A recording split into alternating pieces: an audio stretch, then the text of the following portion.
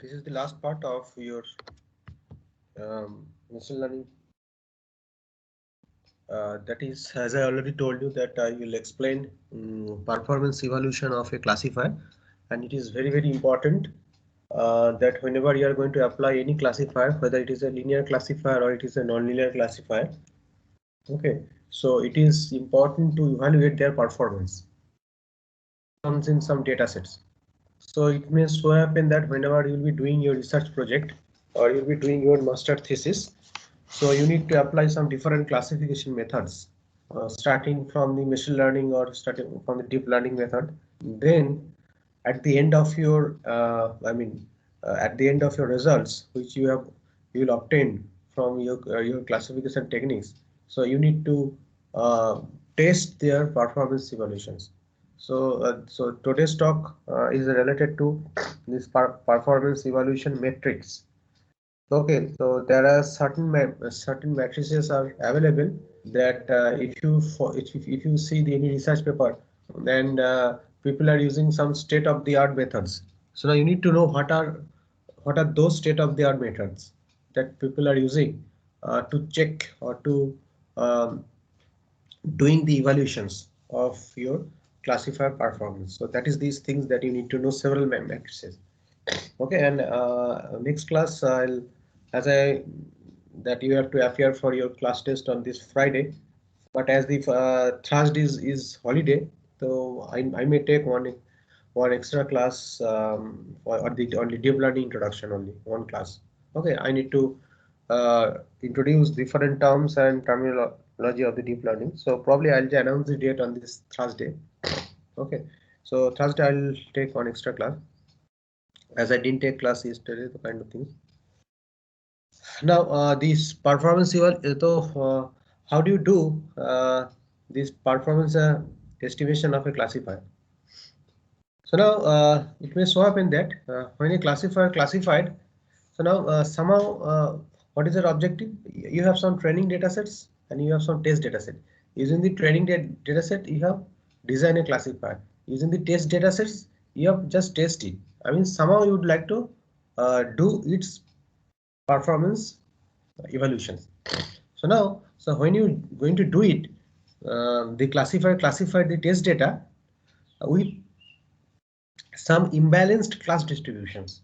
Okay, then you have to have some predictive accuracy. I mean the accuracy which is being predicted by the classifier. So now the predictive accuracy is not a reliable indicator of a classifier effectiveness. So now, so it motivates you that an alternative methodology which needs to be explored to evaluate its performance. Okay, so now before exploring them, what are the other alternative matrices are available apart from the predictive accuracy? Firstly, you need to know what is confusion matrix. Okay, so we'll now first introduce the concept of the confusion matrix. So now the confusion matrix, it looks like that, as you can see. That is in the blank portions you have the two parts. One is the points belong coming from this class. Suppose if you have two class, one is a positive class, another is the negative class. So now it may show have two separate things. So one, the classes actually coming from the class one, but it is classified some other class. So now it is a classification like you have this the classes, the points are belonging to a particular class, but it is classified to some other class. So these are the two parts. Okay, so row will be, so the row that you are going to see, it means this classes belong to the particular class, and column will be it classified some other class. Okay, so now in the confusion matrix you have two class. Plus means positive class, negative minus means negative class. So it may be also be denoted by positive negative, then C1 C2, then C1 C2. So here we are talking about this binary classification problem.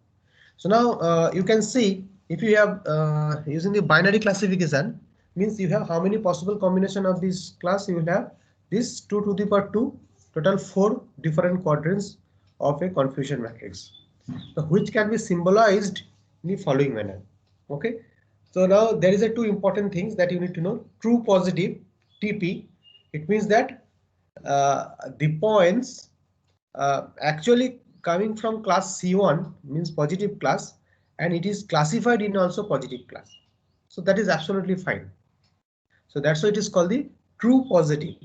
It means that these points, this test data that you are going to use for classification, it means that the points actually belong to the class 1, but after applying some classification model, it is also classified in class 1. So that's why it is called the true positive.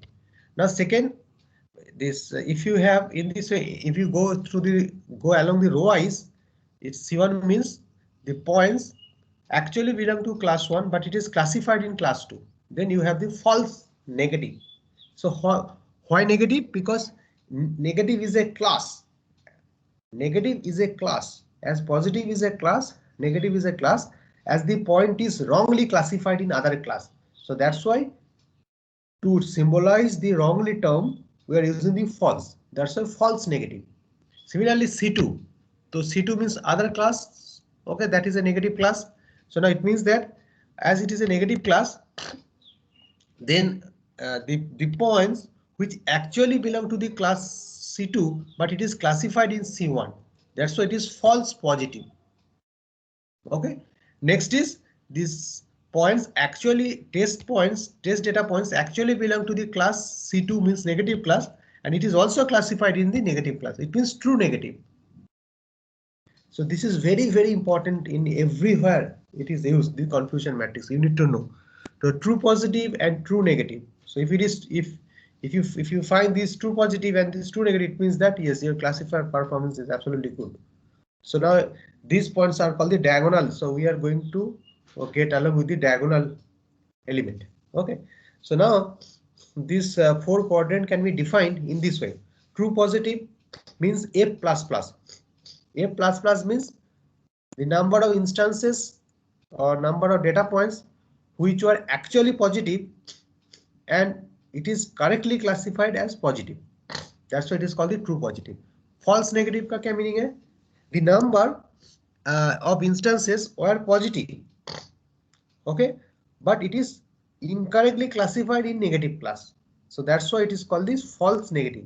The false negative is sometimes known as a type 2 error.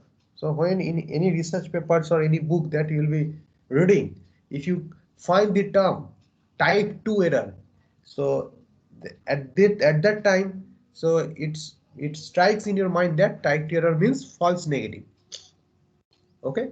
Similarly, false positive, the number of instances that were negative and it is incorrectly classified as positive.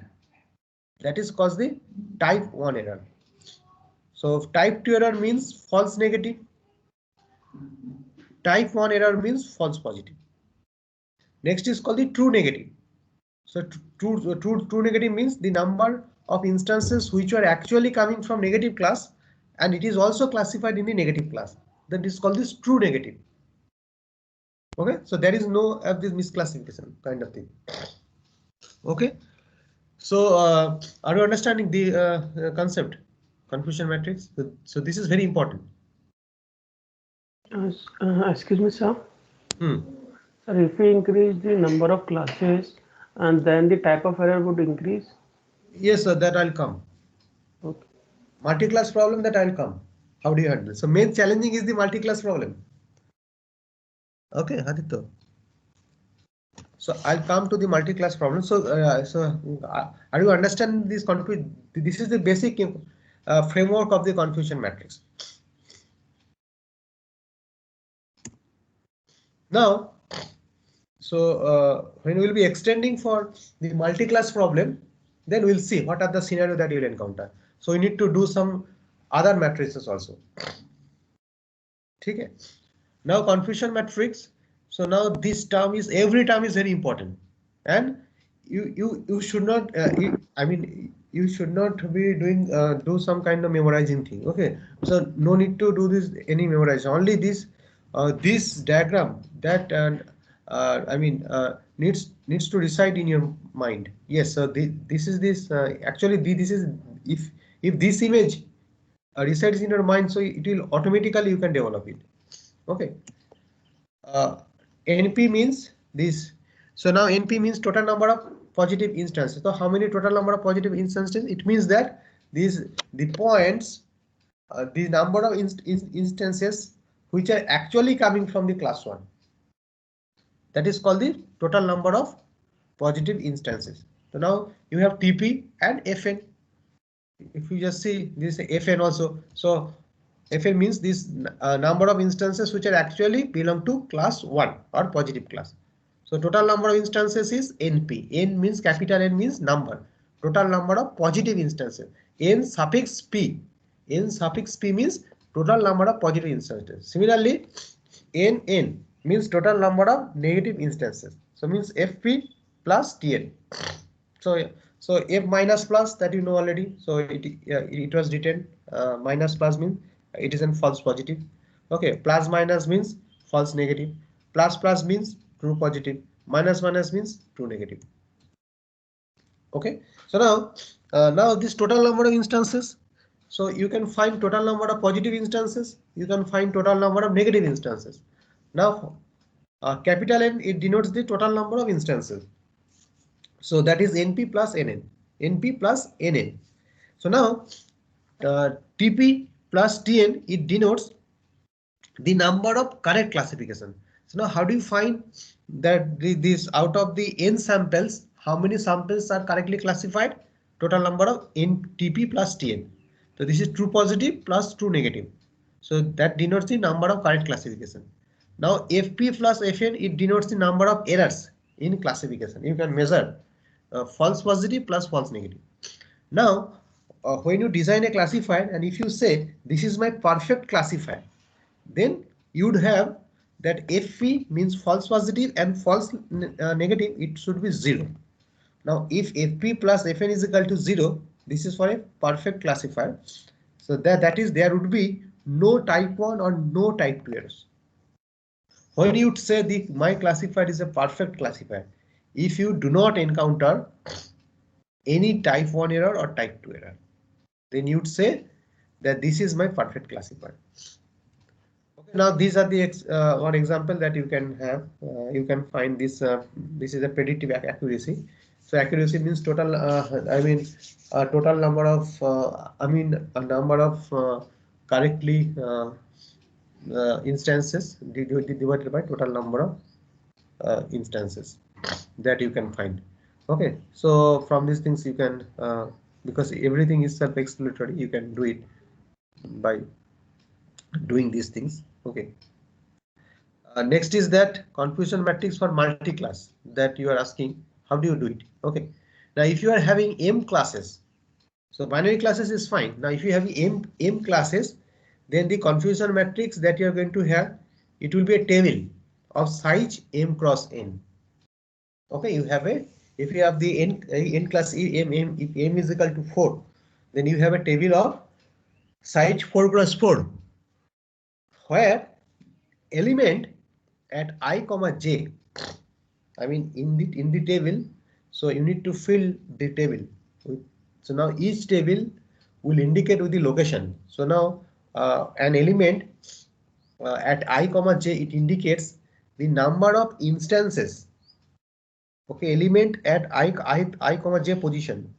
Any element at I comma j position indicates the number of instances of class I. Okay, but classified as class J. That is the meaning. Number of instances of class I. I mean you can say in this way, this number of instances belong to the class I, but it classified to class J. Then you can have I comma j. Now to have a good accuracy for a particular classifier, ideally, this is an ideal case, the most diagonal entries should have large value. Okay, why? That you can draw the conclusion from this binary classifier. In this way, this is a true positive and you have the true negative. So that's why we'll go along with the diagonal elements. Now to have a good accuracy for a classifier, ideally most diagonal entries should have large value, and the rest of the entries it is close to 0. Okay, and the off diagonal elements. So now the diagonal elements will have the larger value, and the off diagonal elements will have value which is close to 0. Now the confusion matrix may have additional rows or additional columns in order to provide these total or recognition rates per class. Okay, now these are the things. Suppose confusion matrix with multiple classes. Now following table illustrates the confusion matrix of a classification problem with 6 classes. Okay, now you need to find what is the predictive accuracy. So these are the things that you need to compute. Okay, percent for each class, and sometimes what you have to do, I mean, how do you do it? That will come. Okay, so now in case of multi-class classification, sometimes one class is important enough to be regarded as positive, and with all other classes combined together as a negative class. Okay, so now this it is based on your applications when you are doing the multi-class classification problem. So one class is important, and it can be regarded as a positive class, and all other class are combined together as a negative class. So now for a large confusion matrix, okay, of M cross M, it can be concised into a 2 cross 2 matrix. So now this M cross M confusion matrix can be converted to 2 cross 2 confusion matrix. Now, for example, the confusion matrix shown in example 11.5. I mean, here it is there.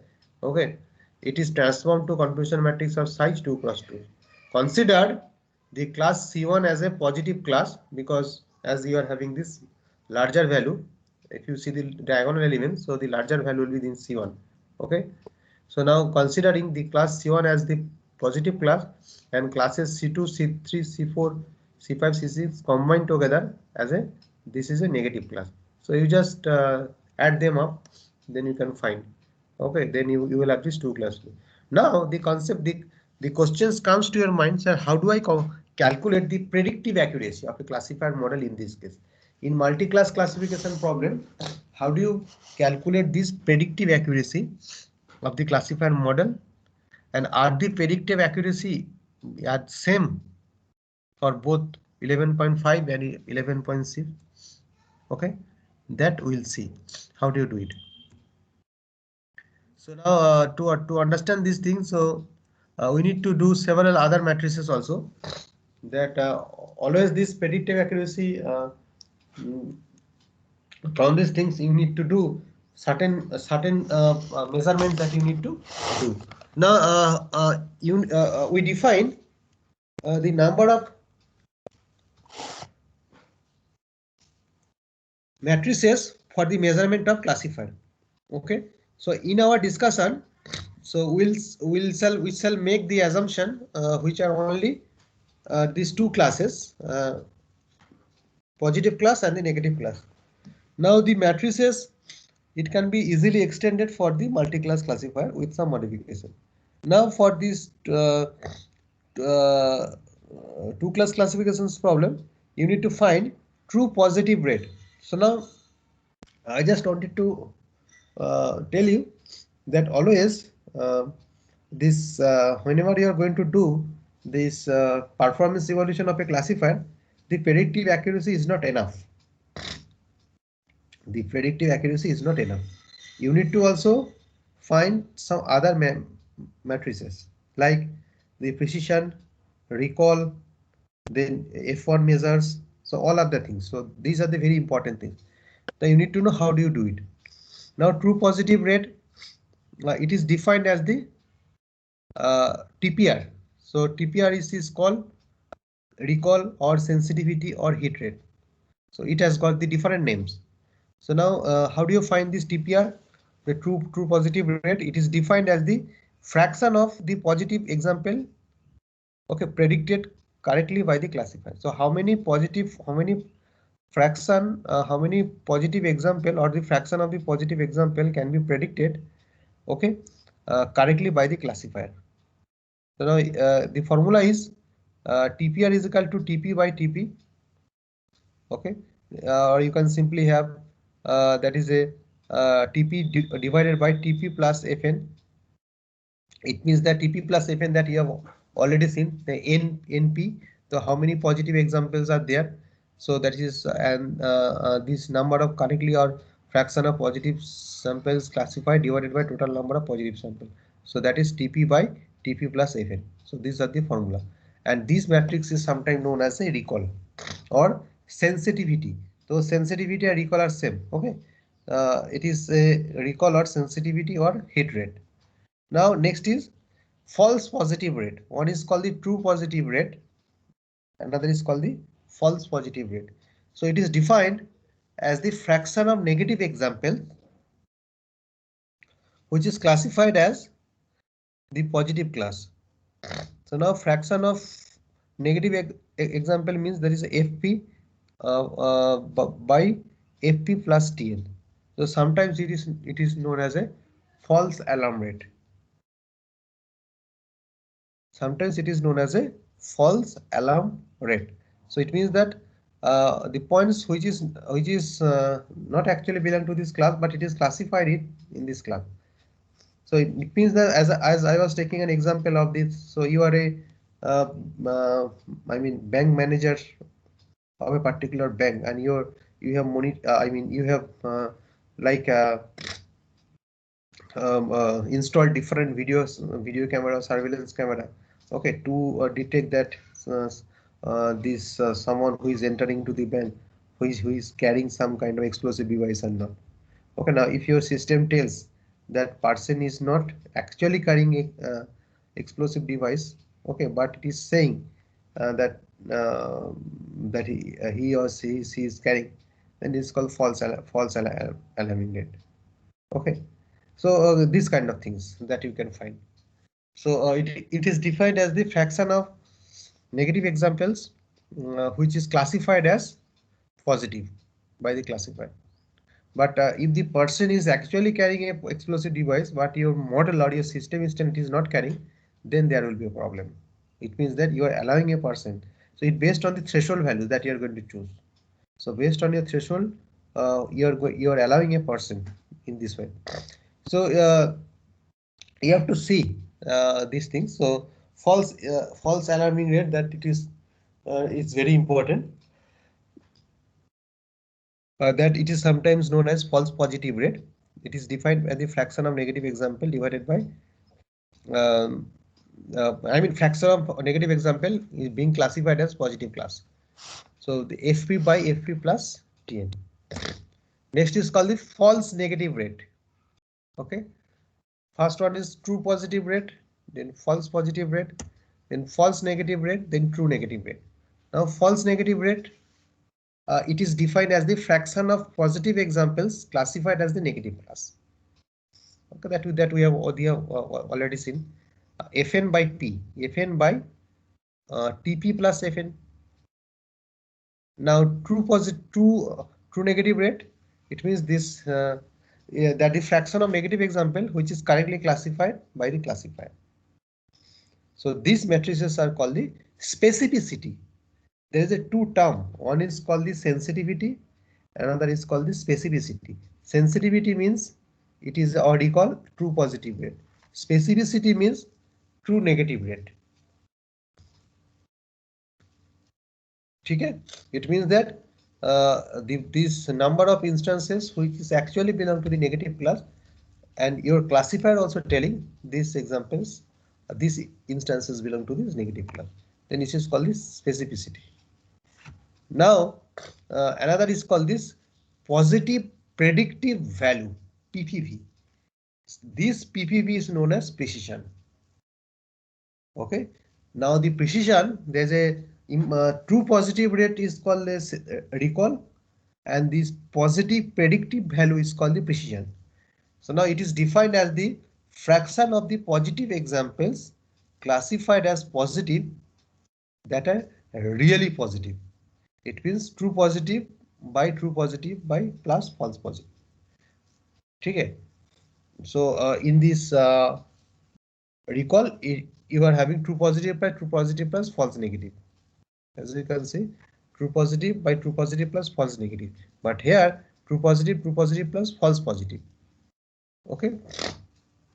So that is the thing. Means that it is defined this fraction of positive examples classified as positives which are actually positive. So this is called a precision.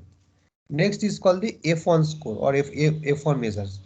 So recall and precessions, the recall is denoted by R and the precision from the, if you know the recall and if you calculate the precision, then from the recall and precision you can find the F1 measures. Okay. The recall and precisions are two widely used matrices which are employed in analysis. So where the detection of one of the classes is considered more significant than the others. So it depends that in some cases the precision is important, some other cases the recall is important.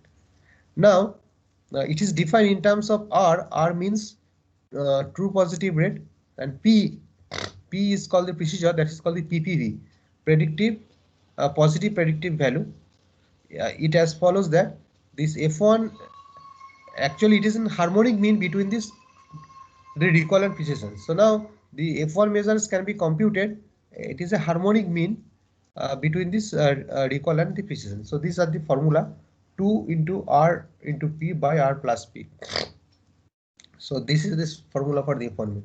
Means you need to find this harmonic mean between the recall and precision. Now high value of F1 score, it ensures that both precisions and recall are reasonably high. Okay.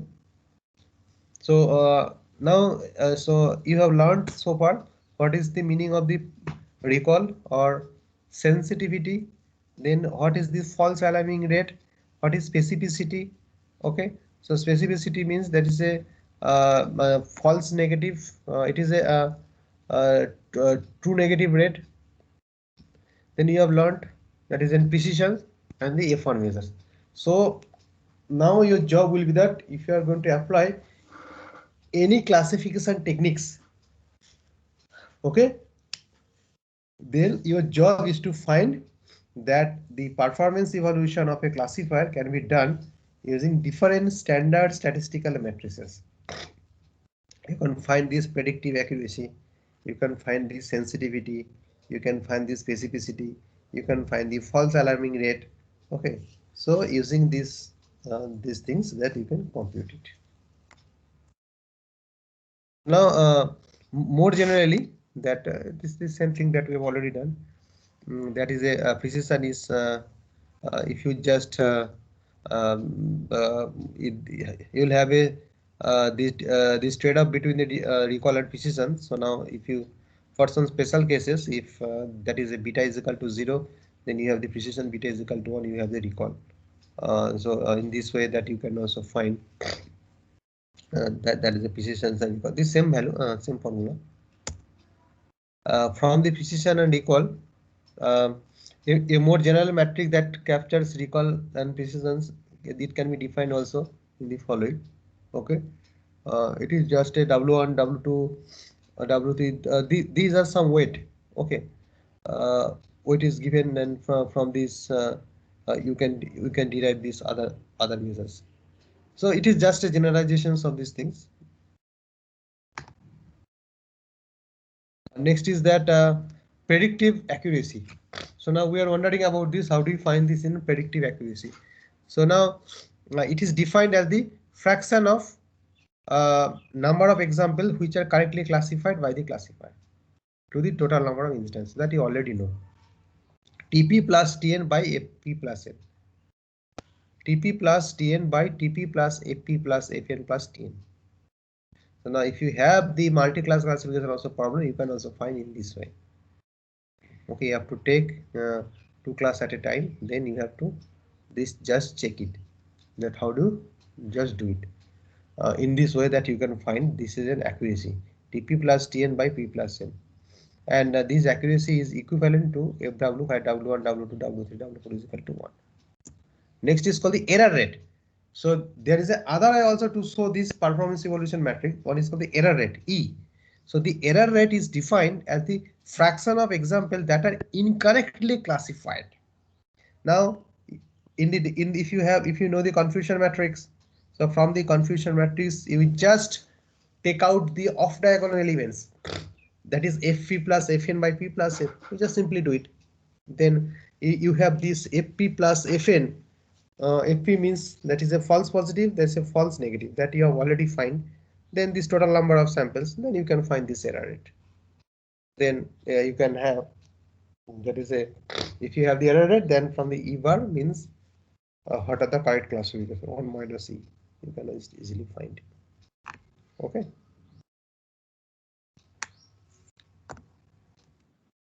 Next is accuracy, sensitivity, and the specificity. So now the predictive accuracy can be expressed in terms of the sensitivity and specificity. Now you should not be confused when I'll be using the term sensitivity and specificity, or if you have the it can be considered in, as a like the specificity, that sensitivity is a recall that you already find. So you can write in terms of the E is equal to that is a sensitivity into P by P plus N plus specificity into N by P plus N. So there's a different way of understanding.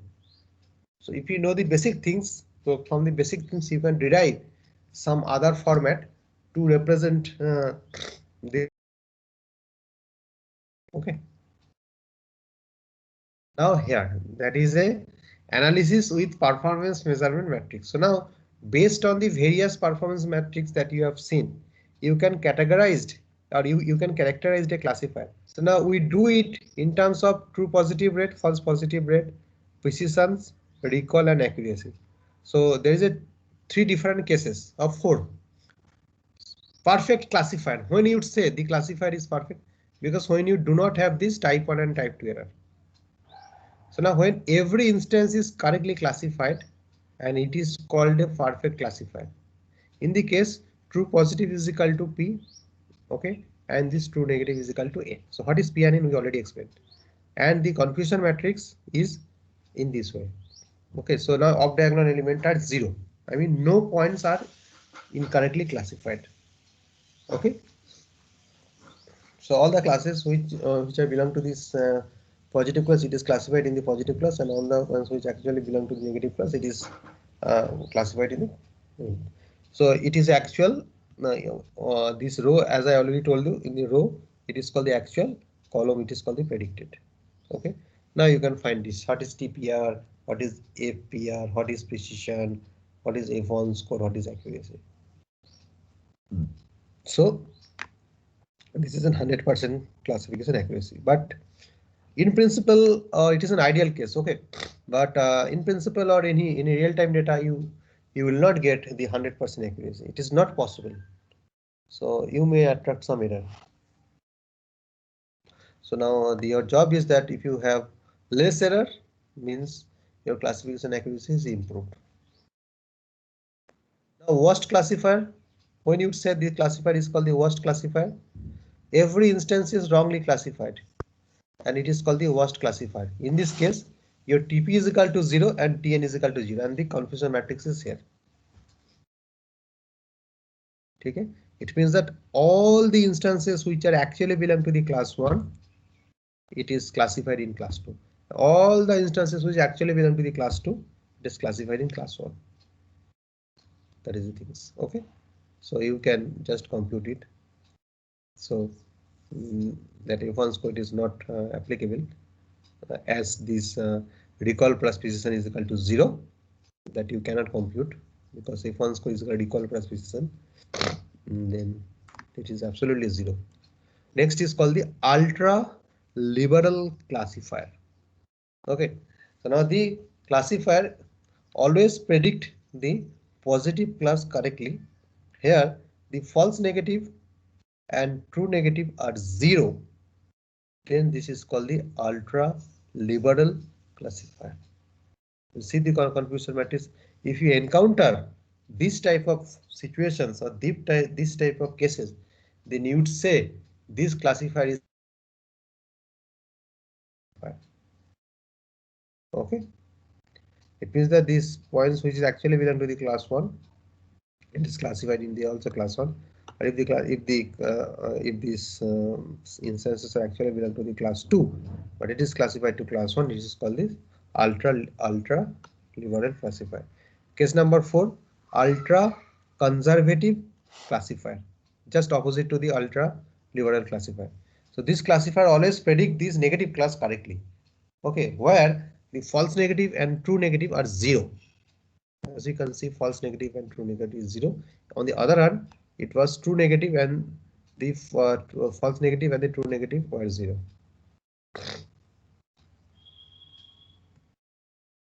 Now last one is called ROC curve.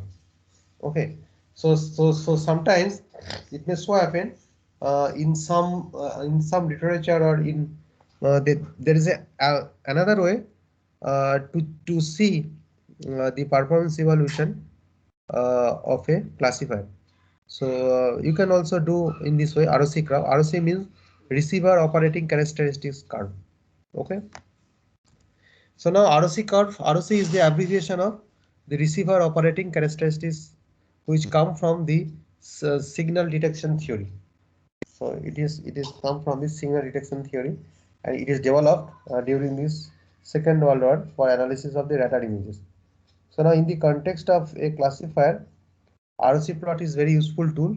So to study the behavior of a classifier, or you can, if you have this more than one classifier, now you can just plot it. If you have this M classifier, then you have to plot it in the ROC curve. Then on seeing the curve, you can see that which classifier will having this maximum classification accuracy. So now, and if you would like to compare these 2 or more classifiers, then you can use this ROC curve. So ROC curve can be used whenever you are going to compare comparison with one classifier. With, suppose you have developed your own classifier, now you would like to validate your classifier with some other classifier, then you need to use the ROC curve, because you have to plot the performance of your curve and your classifier and with the some other existing classifier that you have to check. Now ROC plot is actually a 2-dimensional graph. ROC plot, it is a 2-dimensional graph where x-axis represent the FP rate, means false positive rate, and y-axis is a true positive rate. Okay. So now x-axis represent this false positive rate and y-axis represent this true positive rate. Since the values of the false positive rate and the true positive rates, it varies from 0 to 1. Okay, both inclusive. Then these two axes, that's from 0 to 1 only. Okay.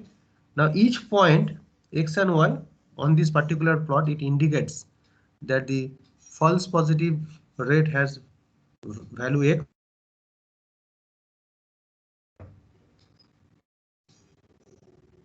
We'll see. These are the things. A typical loop of our ROC plot with few points. So if you have data point very few, it is shown the following figure. Okay. Yeah, as you can see, you have the 00, C00, B10, A01. It is just ideal cases, D11. Okay. So now you have some data points that is being left, and you have some one diagonal. Okay. So now in the diagonal, in the upper diagonal, I mean the region of the upper diagonal, you have a region above the diagonal, you have a region below the diagonal. Okay. So now the 4 corner points are the 4 extreme cases of classifier. So as you can see that you have seen these 4 corner points 00, 01, 10, 11. So these are called 4 extreme cases of classifier that you already seen. So identify the 4 extreme classifier. Okay, let us interpret the different points in the ROC plot. Now the 4 points A, B, C, D, which is being shown here, that point A, that is a TPR is equal to 1 and this FPR is equal to 0. It is an ideal model. There is a perfect classifier, no false results. Now B, that is a TPR is equal to 0 and FPR is equal to 1. Okay. It is a worst classifier, not able to predict a single instances. Next is TPR is equal to 0, FPR is equal to 0, then the model predicts every instance to be a negative class, and it is a ultra conservative classifier. If TPR is equal to 1, FPR is equal to 1, the model predicts every instances to be a positive class, and it is a ultra liberal classifier. 16 points will indicate this for different cases. Okay, and the diagonal elements and the points on the diagonal. Now the diagonal line joining the point C00 and this D11. It corresponds to the random guessing. So it means that firstly, what you have to do, you will have a one random classifier. So now the random classifier, firstly you'll have to choose a random classifier. So now from the random classifier, you'll have to see the performance of the other classifier.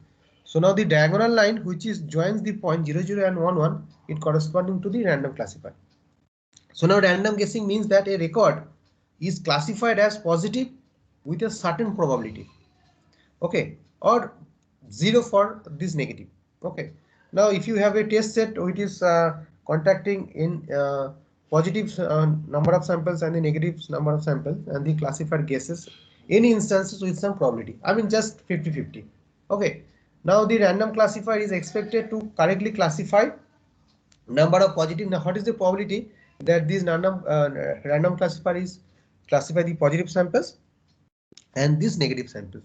So here both the things are 50-50. Yeah, the true positive rate and false positive rate is equal to P. So now this is a probability for classifying this true positive sample, I mean positive samples and the negative samples, both are, this is a half of chances.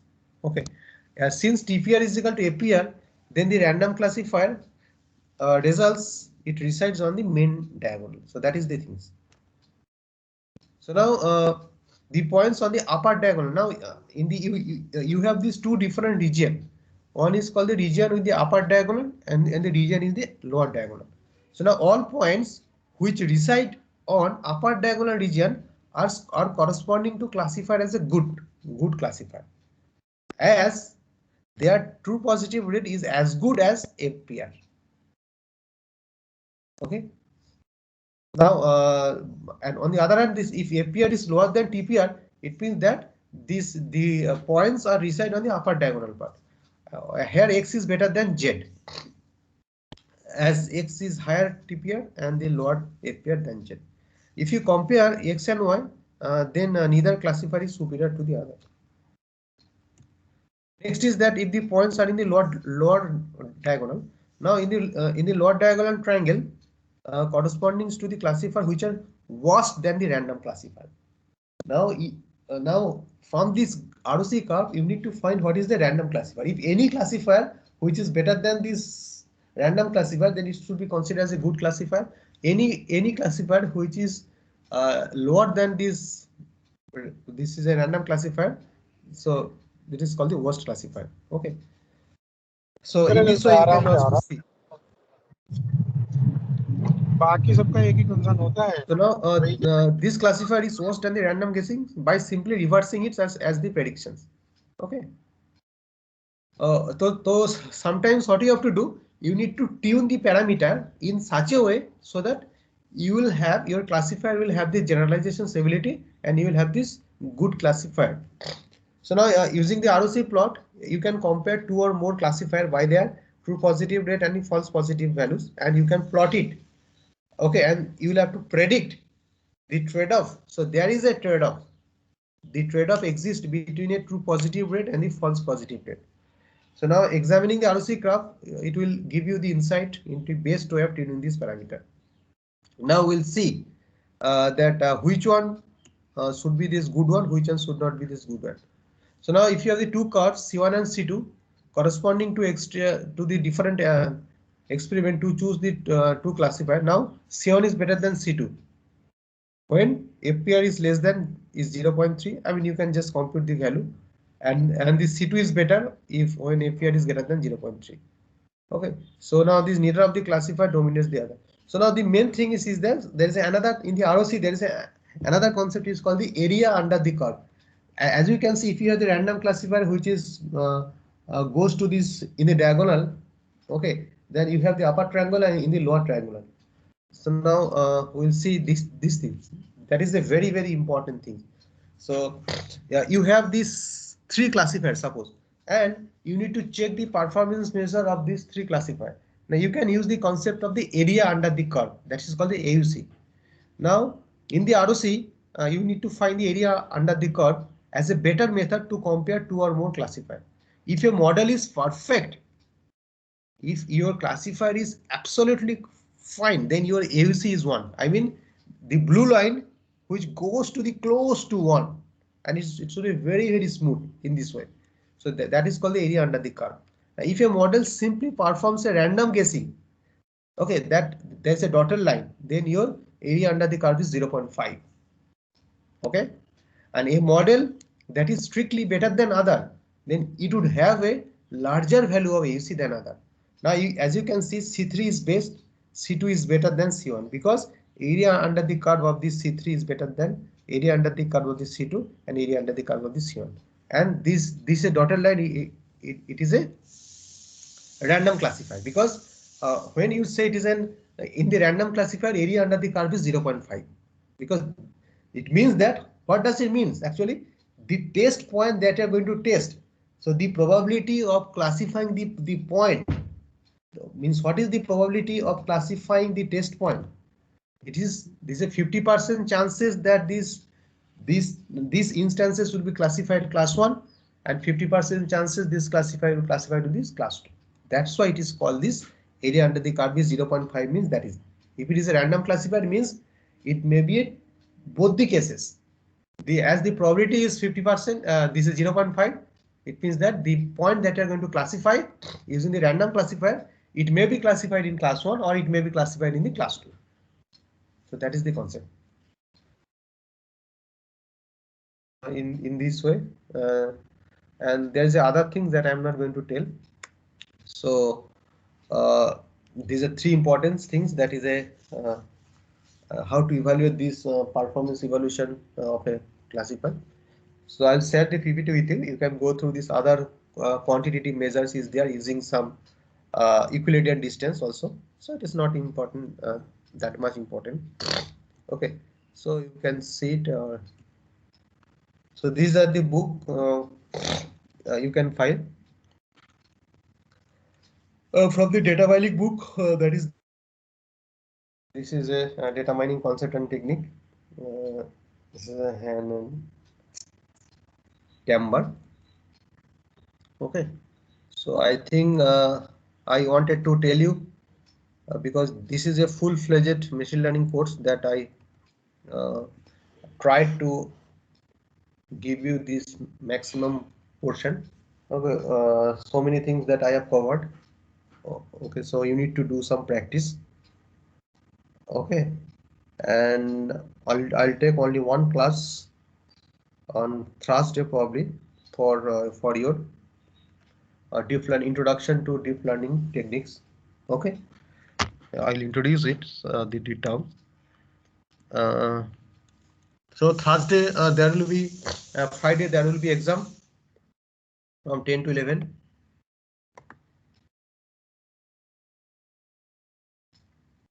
Okay.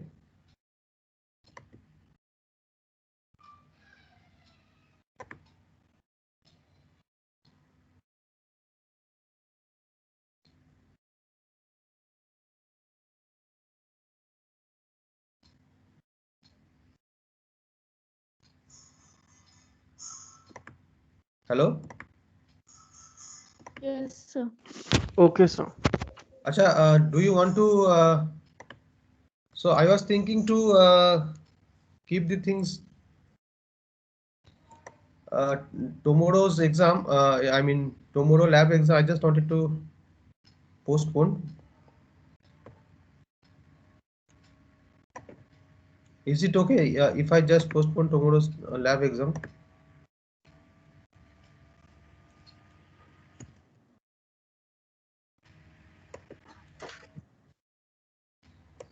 Huh?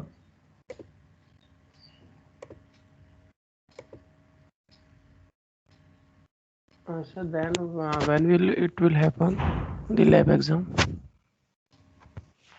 if you postponed it? Sir, the next exam when will it be scheduled? So I'll just announce the date. Okay, so probably the last week of March or first week of April. Okay, sir. Because I think it will be better because you are equipped with a lot of assignments and all other things. Now you need to get some time to look into your materials and all other things. Okay, so you take 1 week of tomorrow. I'll not take any lab. Okay, because all the assignments are already completed. So and I already sent you the HMM assignment also. If you feel that you can do it, you can do it. Okay.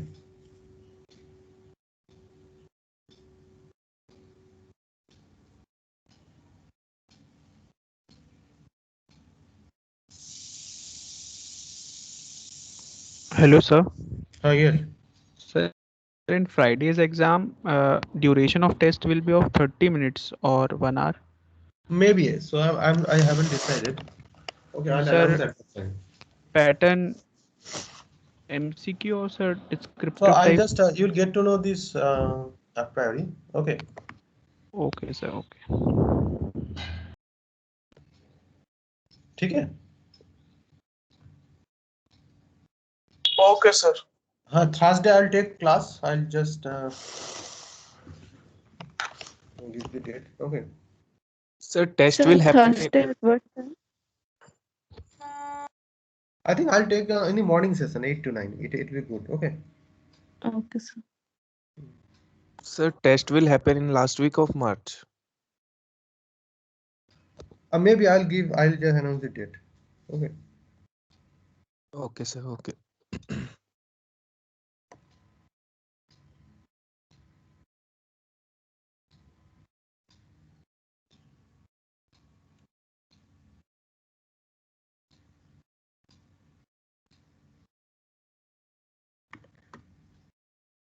Okay. Thank you. Thank you, sir.